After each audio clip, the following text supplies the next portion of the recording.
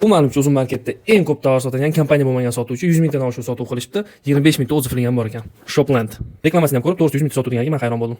Qo'limda Pods 3 premium naushnigi 8 mingtadan oshiq o'zifligi bor ekan. Eng xadovoy pozitsiya bo'lgani uchun shuni olib test qilishga qaror qildim. Hozir ko'rib bir qaror kelamiz. Arziydimi, arzimaydimi olishga. Bismillah. Ochishlar bilan instruksiyasi, sotsiyetning anaqasi. Hasan bro, spasibo. Siz Hasan opa ko'pchiganiga. Va 18 oylik kafolati. Menimcha rostdan almashtirib berish kerakmi, bo'lmasa men o'chmaysiz bu narsa. Va naushnikning o'zi. Qo'shilamiz. Zaryadkasi. Case iPhone'ga o'xshagan ekan. Ustida anaqasi bilan. Xo'p, endi animatsiyasini tekshiramiz. Animatsiyasi bor ekan. Yana bitta yoqmagan tomoni mana shu naushnikda Telegramda audio ishlaman desangiz zadержкасы bor. Zadержка bormi yo'qmi? Hozir uni ham tekshirib ko'ramiz. Bittada ishlayapti. Endi ovozini tekshiramiz. Ovoz tekshirish shularning biri.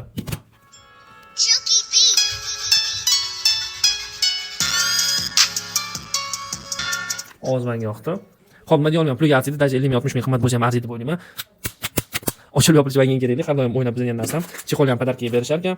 Animatsiyasi bor ekan, ovozi yaxshi, Telegramda zadержкасы yo'q. Olgan bo'lardim men o'zimga. U narsa buzilib qolsa, sinib qolsa, istoriya qo'yaman. Tim bo'ldi, garantiyasi borligini hisobga olib, almashtirib olaman deb o'ylayman agar buzilib qolgan bo'lsa. Artikul silkalar har doimgi opsiya va Telegram kanalida o'tib bemalol zakaz qilib, fikr mulohazalaringizni qoldiringlar va обязательно keyingi obzorda nimani ko'rsatishimni yozsanglar, men obzor qilib ko'rsataman.